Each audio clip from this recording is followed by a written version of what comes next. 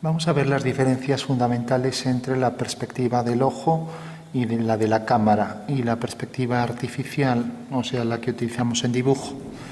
Bueno, tenemos, por ejemplo, que la que utilizamos en dibujo, imaginamos un plano, que es el plano del dibujo, y el plano del suelo,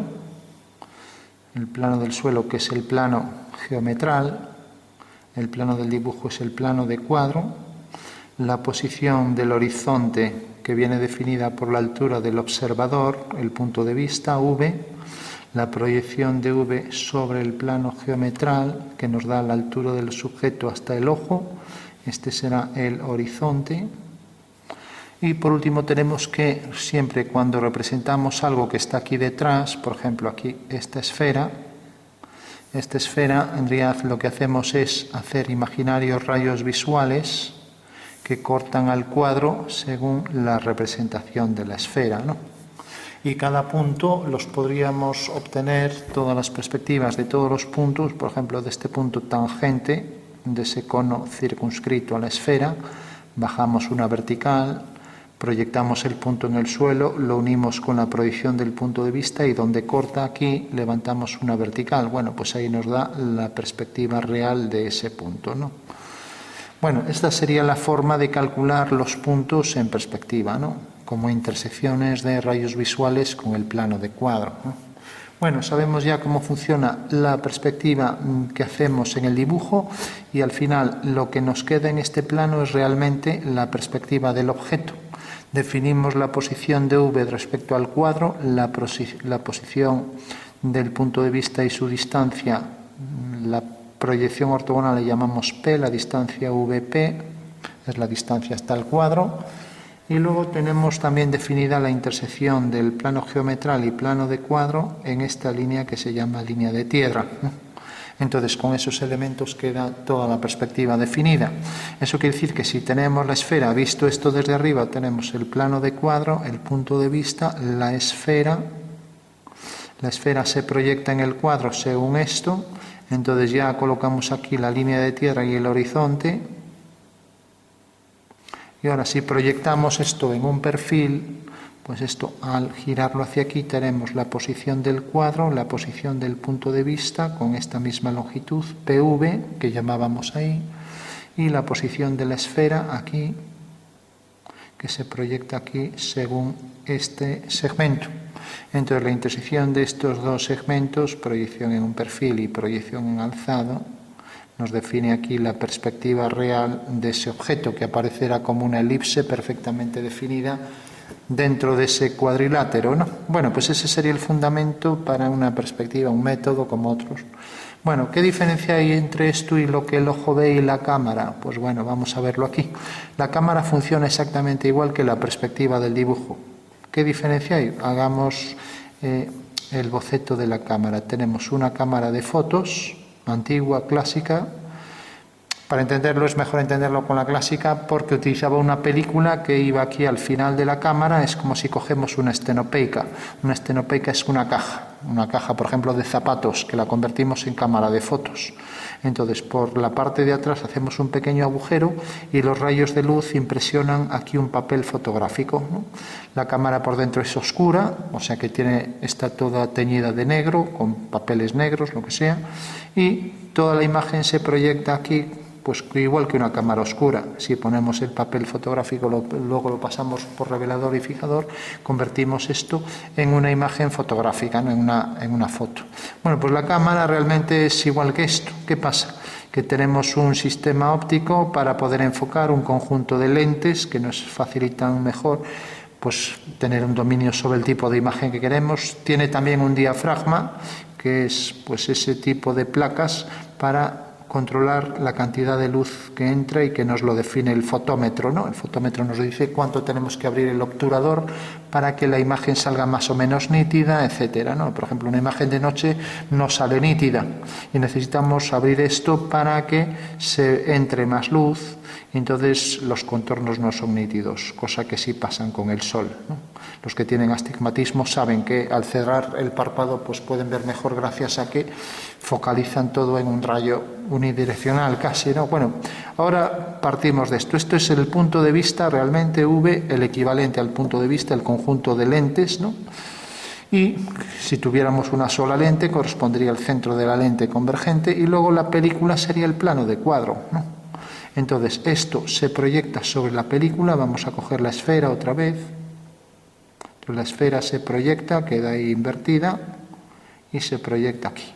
Bueno, pues como vemos es exactamente lo mismo que esto, con la diferencia de que el plano de cuadro está detrás, pero si yo cojo una distancia igual, la distancia focal, que se llama distancia desde el punto de vista a la película, que es la distancia focal, a esto le podemos llamar también P, porque es el equivalente. Bueno, pues si hago lo mismo con una distancia igual y coloco el plano de cuadro a una distancia igual de este lado, pues tengo que la perspectiva de la cámara fotográfica y la perspectiva del dibujo son idénticas, ¿no? Entonces, esta forma que se proyecta aquí, pues se proyecta aquí igual, ¿no? Estos son formas homotéticas espaciales, un cambio de escala, ¿no? O sea, esto se proyecta aquí más pequeño, cambio de escala, y esto sería una escala de factor negativo. O sea que si esto se reduce a la mitad, si esto mide 2, aquí mide 1, es la mitad. Ahora, si lo proyectamos de este lado es menos 1, ¿no? O sea que es un concepto geométrico, por eso toda la geometría que se produce en la imagen la podemos estudiar matemáticamente, igual que la de una cámara, que la del ojo, que la de el caso de la perspectiva artificial, que es la perspectiva del dibujo, ¿no? Por último tenemos la perspectiva natural, que es la perspectiva del ojo, exacta a la cámara, pero ahora, en vez de ser una película plana, pues tenemos que es la retina donde recoge la imagen a través de la pupila. La pupila es el punto de vista, ¿no? Y entonces proyecta otra vez la imagen, por ejemplo, de la esfera, se proyecta ahí sobre la superficie de la retina, provocando que cuando la figura está formada por líneas rectas se proyectan en la retina según curvas geodésicas, ¿no? ¿Qué pasa? Que si alguien me puede decir, bueno, entonces ¿por qué las rectas no las vemos curvas? Las vemos curvas, lo que pasa es que no somos conscientes de ello porque nuestra visión nítida abarca un ángulo de unos 2 grados, es la visión foveal, una visión realmente donde la nitidez viene dada por que esto es lo que puede enfocar con precisión, más allá de esos grados cada vez vemos menos claro, ¿no? Bueno, ¿qué diferencia habría entre esto y esto? Bueno, como vemos es exactamente igual a la perspectiva de la cámara, lo único que el plano este pues tiene curvatura, ¿no? ¿Vale? Y todos los demás elementos de la cámara también, o sea, sabemos que la córnea, bueno, también tenemos aquí la zona del ojo, de la pupila, que se puede agrandar o hacer más grande o más pequeña para controlar la cantidad de luz y con ello la nitidez, el efecto de movimiento, ¿no? Si esto está muy abierto, entonces tarda más tiempo en... Bueno, también depende del tiempo que le demos al fotómetro, entonces podemos hacer una imagen, por ejemplo, en movimiento con una estela, ¿no? Pero bueno, eso ya son conceptos de fotografía. Aquí lo que nos interesa es ver las diferencias entre las distintas perspectivas. Y como vemos, esta, la de la cámara, funciona exactamente igual que la del papel. O sea, es exactamente igual si pasamos la película para aquí. La película es donde se impresionan las imágenes, luego hay que pasarlo por... hay que revelarlo, ¿no? El carrete, ¿no? Entonces, bueno, las cámaras tienen un conjunto de lentes para hacer correcciones ópticas, pues que las imágenes no se distorsionen. ¿Por qué se distorsionan? Porque, por ejemplo, si yo cojo esta perspectiva, que es en realidad la de la cámara también, y tengo aquí un conjunto de esferas, pues esas esferas, por efecto de, visto desde arriba, las esferas que están en el lateral, como vemos, se proyectan según una longitud mayor. Y resulta que al ojo le pasa lo contrario. O sea, el ojo, lo que está más cerca, pues aquí se proyecta más grande, pero las esferas que se van alejando, pues se proyectan sobre la retina con un tamaño menor. O sea que digamos que es más fiable, conforme a una perspectiva natural, que es la del ojo, pues esa lejanía de los objetos que se reducen en tamaño, mientras que en el caso de la fotografía no pasa así.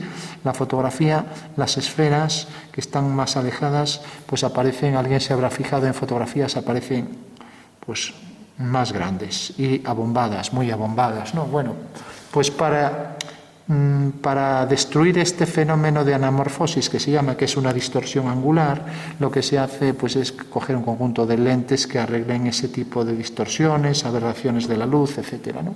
Bueno, pues esas serían las fundamentales diferencias. Entonces, como vemos, la perspectiva natural, la del ojo, es exactamente la proyección donde el plano de cuadro en la película quedaba detrás, que sería lo mismo que ponerlo delante, con lo cual esto y esto es prácticamente idéntico, pero luego el conjunto de elementos ópticos de la cámara hace que haya correcciones para evitar este tipo de cosas, y en el ojo no lo necesita porque, como digo, la visión nítida corresponde a una zona muy pequeña, la zona foveal, donde se proyecta directamente del punto de vista aquí a la parte posterior de la retina, y lo que vemos en el lateral ya parece bastante indefinido, ¿no? Aparte de ello, hay poca luz, por efecto de que el diafragma del ojo pues se abre la pupila, entra más, necesita más tiempo para que entre más luz, y entonces tampoco hay nitidez. En fin, hay muchos más fenómenos involucrados, pero lo que nos importa sobre todo es ver las diferencias entre los tipos de imagen. Imagen en perspectiva cónica, la del dibujo, imagen de la perspectiva de la cámara y de la perspectiva del ojo. Esta es la que se llama artificial, estas dos, ¿no? Mientras que esta es la perspectiva, el ojo ve según perspectiva que llamamos natural, ¿no? Bueno, pues esas son las diferencias básicas entre los tres tipos de perspectiva, ¿no?